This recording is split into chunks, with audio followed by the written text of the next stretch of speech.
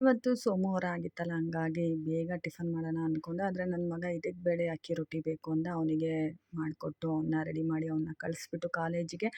ಆಮೇಲೆ ನಾನು ಮುಂದಿನ ಕೆಲಸ ಸ್ಟಾರ್ಟ್ ಮಾಡಿಕೊಂಡೆ. ಕೆಲಸ ಎಲ್ಲ ಮುಗಿಸ್ಕೊಂಡು ಫ್ರೆಶ್ ಅಪ್ ಆಗಿ ಆಮೇಲೆ ಫಸ್ಟ್ ದೇವ್ರಿಗೆ ದೀಪ ಹಚ್ಬಿಡೋಣ ಅಂತ ಹೇಳಿ ಫಸ್ಟು ದೇವ್ರಿಗೆ ದೀಪ ಹಚ್ಕೊಂಡು ಪೂಜೆ ಎಲ್ಲ ಮುಗಿಸ್ಕೊಂಡೆ.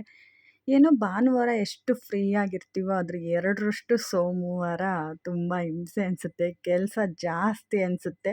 ಏನಕ್ಕೋ ನನಗೆ ಗೊತ್ತಿಲ್ಲ. ನನಗೆ ಮಾತ್ರ ಹಂಗನ್ಸುತ್ತೋ ಅಥವಾ ಎಲ್ಲರಿಗೂ ಹಂಗನ್ಸುತ್ತೋ ಅದು ನನಗೆ ಗೊತ್ತಿಲ್ಲ. ಯಾವಾಗಲೂ ಅನಿಸುತ್ತೆ ಸಂಡೇ ಮುಗ್ದಿದ ತಕ್ಷಣ ಮಂಡೇ ಮಾರ್ನಿಂಗು ಅಯ್ಯೋ! ಇಷ್ಟು ಕೆಲಸ ಇದೆಯಲ್ಲ, ಇಷ್ಟು ಕೆಲಸ ಇದೆಯಲ್ಲ, ಯಾವಾಗ ಮುಗಿಸ್ಕೊಳ್ಳೋಣ ಅನ್ಕೋತಾ ಇರ್ತೀನಿ.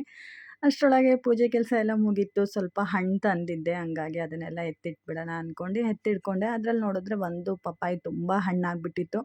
ಹೆಚ್ಕೊಂಡು ತಿನ್ಕೊಂಬಿಡೋಣ ಅಂದ್ಕೊಂಡು ಅದನ್ನು ಸಪ್ರೇಟಾಗಿ ಎತ್ಕೊಂಬಂದೆ. ಅದನ್ನು ಒಂದು ಕಡೆ ಇಟ್ಬಿಟ್ಟು ಅಷ್ಟೊತ್ತಿಗೆ ಸಾಂಬಾರು ಮಾಡಿಟ್ಬಿಡೋಣ. ನೈಟು ಡ್ಯೂಟಿಯಿಂದ ಬಂದಿದ ತಕ್ಷಣ ಹಿಂಸೆ ಅನಿಸುತ್ತೆ.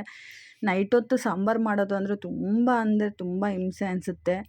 ಹಂಗಾಗಿ ಮಧ್ಯಾಹ್ನನೇ ಸಾಂಬಾರೆಲ್ಲ ಮಾಡಿಟ್ಟೋಗ್ಬಿಟ್ರೆ ನನಗೆ ನೈಟು ಬಂದಿದ ತಕ್ಷಣ ಒಂದು ರೈಸಿಗೆ ಇಟ್ಕೊಂಬಿಟ್ರೆ ಸರಿ ಹೋಗುತ್ತೆ ಅಂದ್ಕೊಂಡು ನಾನು ತರಕಾರಿ ಬೇಳೆ ಸಾಂಬಾರು ಮಾಡೋಣ ಅಂದ್ಕೊಂಡು ಬೇಯಕ್ಕೆ ಇಟ್ಕೊಂಡೆ. ಬೇಳೆ ಒಂದು ಕುದಿ ಬಂದಮೇಲೆ ತರಕಾರಿ ಎಲ್ಲ ಹಾಕಿ ಮತ್ತು ಈರುಳ್ಳಿ, ಟೊಮೊಟೊ, ಬೆಳ್ಳುಳ್ಳಿ, ಸಾಂಬಾರು ಪೌಡ್ರು ಎಲ್ಲ ಉಪ್ಪು ಎಲ್ಲ ಹಾಕ್ಬಿಟ್ಟು ಒಂದೆರಡು ವಿಷಲ್ ಬೇಯಿಸ್ಕೊಂಬಿಟ್ರೆ ಸಾಂಬಾರು ರೆಡಿ. ಚಿಕ್ಕದಾಗಿ ಒಂದು ಒಗ್ಗರಣೆ ಹಾಕ್ಕೊಂಬಿಟ್ರೆ ಸಾಕು, ಸಾಂಬಾರು ರೆಡಿ ಆಗುತ್ತೆ.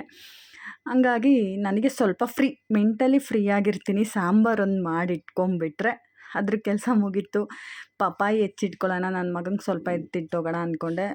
ಒಂದು ಸಲ ಅವನು ಸ್ವೀಟ್ ಇದ್ದರೆ ತುಂಬ ತಿಂತಾನೆ, ಸ್ವೀಟ್ ಇಲ್ಲ ಅಂದರೆ ಹಂಗೆ ಬಿಟ್ಬಿಡ್ತಾನೆ. ಅದಕ್ಕೆ ಅದನ್ನು ಹೆಚ್ಚಿ ನೋಡಿದೆ, ತಿಂದು ಕೂಡ ನೋಡಿದೆ, ಚೆನ್ನಾಗಿತ್ತು. ಸ್ವಲ್ಪ ಸ್ವೀಟ್ ಕಮ್ಮಿ ಇತ್ತು.